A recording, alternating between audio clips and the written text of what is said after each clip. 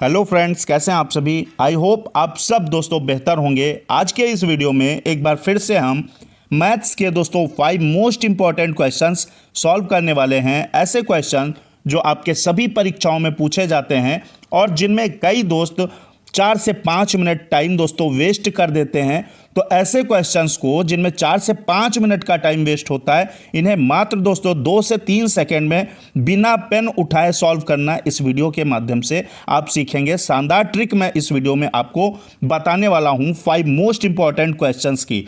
तो बढ़ेंगे दोस्तों और एक से एक शानदार 5 मोस्ट इंपॉर्टेंट क्वेश्चन सॉल्व करेंगे। पहला क्वेश्चन दोस्तों आपका प्रॉफिट एंड लॉस से है, लाभ और हानि से है। और ये क्वेश्चन दोस्तों इतना ट्रेंड होता है, बहुत बार पूछा गया है। पहला क्वेश्चन देखेंगे क्या है। कोई व्यक्ति 10 रुपये में 11 संतरे खरीद कर 11 रुपये में 10 संतरे बेचता है। ज्ञात कीजिए इस पूरे व्यापार में उसे कितने प्रतिशत का लाभ अथवा हानि होगी। अब अगर इसे लगाने बैठेंगे तो 4 से 5 मिनट का टाइम लगेगा और एग्जाम में इतना टाइम नहीं मिलता है। तो दोस्तों ट्रिक के माध्यम से 2 से 3 सेकंड में आप इस क्वेश्चन का आंसर इन ऑप्शंस में से ढूंढ लेंगे।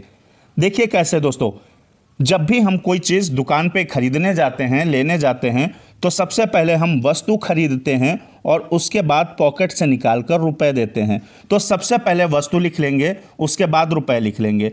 अब चलते हैं क्वेश्चन पर। कोई व्यक्ति 10 रुपये में 11 संतरे खरीद कर, वस्तु कितनी है 11 है, संतरे कितने हैं 11 हैं दोस्तों, तो वस्तु की तरफ 11 लिखिए और रुपए कितने हैं आपके 10 हैं, तो रुपए की साइड 10 लिख लीजिए।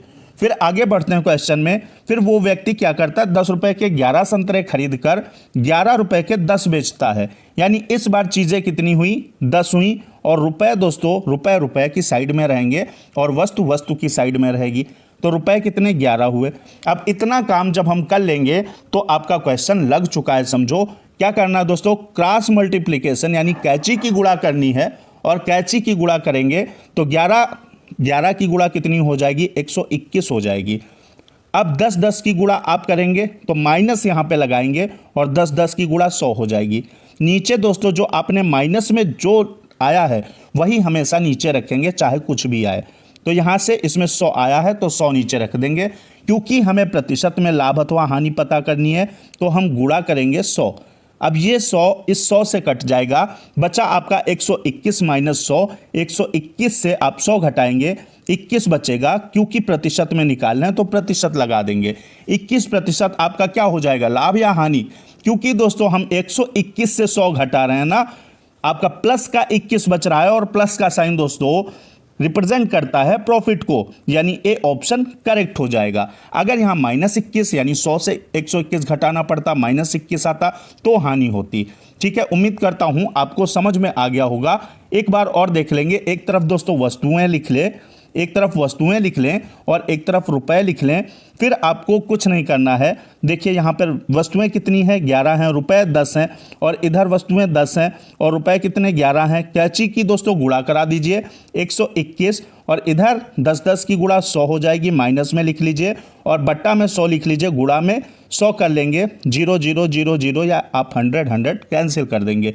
121 से 100 जाएगा, 21% आपका लाभ हो जाएगा। क्योंकि ये पॉजिटिव है 21, तो आपका ए ऑप्शन सही हो जाएगा। अगला दोस्तों सेकंड क्वेश्चन लेंगे और बेहतरीन क्वेश्चन आपका सेकंड क्वेश्चन कह रहा है 50 तथा 50% के 2 क्रमिक बट्टे जो है क्रमिक छूट दी जाती है। तो नेट छूट क्या होगी ये आपको बताना है। टोटल छूट कितनी मिली। अब एक सामान्य सा अगर माइंड लगाएंगे तो दोस्तों कोई भी चीज़ है उस पर पहले 50% छूट दी गई यानी वो आधे की हो गई और फिर 50% दे दी गई। तो आप सोच रहे होंगे कि ये तो बिल्कुल फ्री में हो गई, लेकिन ऐसा नहीं है। क्या है दोस्तों, 50-50 के 2 बट्टे दिए गए। मानिए कि कोई वस्तु 100 रुपए की है, 100 रुपए की है और उस पर 50% की छूट दी गई। ठीक, तो प्रतिशत का मतलब होता है जब प्रतिशत हटाएंगे तो बटा में 100 लगाएंगे। 100 रुपए पर कोई वस्तु जो है 100 रुपए की है, उसमें 50% की एक बार छूट दी गई और 50% की एक बार छूट दी गई। ठीक है, तो यानी 50/100 गुणे 50/100। ये 100 इस 100 से कैंसिल हो जाएगा, ये 2 जीरो कैंसिल हो जाएंगे और उस वस्तु का विक्रय मूल्य आपका 25 रुपये होगा। ठीक है, ये आपका विक्रय मूल्य निकला। तो छूट कितनी हुई, वस्तु तो 100 रुपए की थी और अब विक्रय मूल्य यानी बिकेगी कितनी छूट के बाद, कितने की बिकेगी, 25 रुपए की। तो 100 से 25 घटाएंगे यानी 75% क्या मिला दोस्तों, छूट मिल गई, टोटल छूट जो है।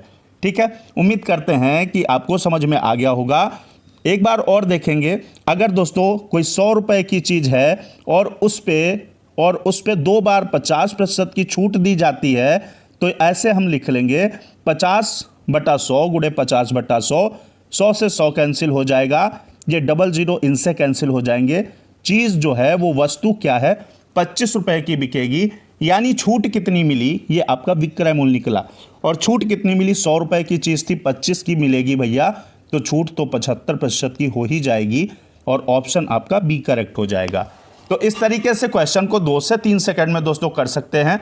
चैनल को सब्सक्राइब करके बेल आइकन प्रेस कर लीजिएगा। हर रात 9 बजे आपकी शानदार क्लास होती है, हिंदी, सीडीपी आपकी और ईवीएस और आपकी मैथ की क्लास होती है। अगला क्वेश्चन क्या है, क्वेश्चन है दोस्तों, एक वस्तु का विक्रय मूल्य 20% कम करने पर उसकी बिक्री में 80% की वृद्धि हो गई, तदनुसार उसकी बिक्री वास्तव में कितनी प्रभावित हुई। तो क्वेश्चन को कैसे सॉल्व करेंगे 2 से 3 सेकंड में देखिएगा। क्या करेंगे दोस्तों, एक वस्तु है, मान लीजिए वो वस्तु 100 रुपए की है, ठीक है, 20% विक्रय मूल्य कम हुआ, यानी वो 80 रुपए उसका विक्रय मूल्य हुआ। अब 80 जब 20% विक्रय मूल्य कम कर दिया गया तो उसकी जो बिक्री में 80% की वृद्धि हो गई, यानी दोस्तों 180 लिख दें, जब वृद्धि हुई है 180/100। ठीक है, यहां से दोस्तों ऐसे हम कैंसिल कर देंगे, 0 18 80 आपका 144 हो जाएगा। उसकी बिक्री में वास्तव में कितनी प्रभावित हुई है, तो पहले दोस्तों 100 रुपए क्या था, 100 रुपए विक्रय मूल्य था। अब दोस्तों कितना आया, अब विक्रय मूल्य जो है वो 144 आया। जब 20% कम किया विक्रय मूल्य दुकानदार ने, तो 80% दोस्तों बिक्री में वृद्धि हो गई।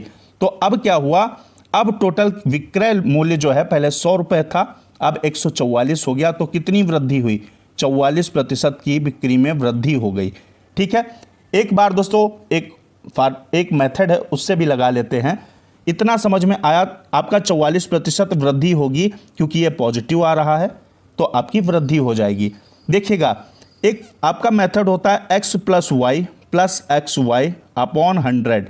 यहाँ से x आपका 20% है, 20 है, 20% कम किया गया है, तो अब इसमें हम वैल्यू रख देंगे, तो -20 रखिए, प्लस y कितना है, 80 है, इतना रख लीजिए, प्लस आपका प्लस यहाँ पे क्या आपका -20 और 80 xy है ना, तो x आपका 20 है और y 80 है, तो xy मल्टीप्लाई करेंगे, क्योंकि ये माइनस का है तो यहाँ पे साइन जो होगा वो काहे का लगेगा दोस्तों, आपका माइनस का साइन लग जाएगा। ठीक, तो यहाँ से 80 × 20 करेंगे, 80 × 20 करेंगे, बटा में 100 कर देंगे।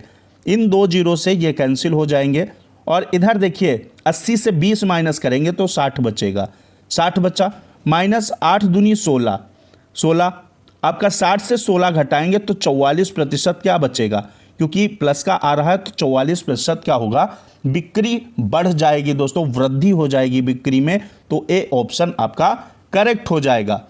तो इस तरीके से क्वेश्चंस को सॉल्व कर सकते हैं। अगला क्वेश्चन क्या है, बहुत बार दोस्तों ये भी क्वेश्चन पूछा जाता है। क्वेश्चन है, जब किसी संख्या को 121 से विभाजित किया जाता है तो शेष आपका 25 बचता है। यदि उसी संख्या को 11 से विभाजित किया जाए तो शेष क्या होगा।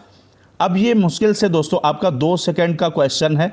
देखिए कैसे, जब कोई संख्या, इस संख्या से आपको कोई मतलब नहीं है, यहाँ पे आपको सिर्फ इस संख्या से और इस संख्या से मतलब है।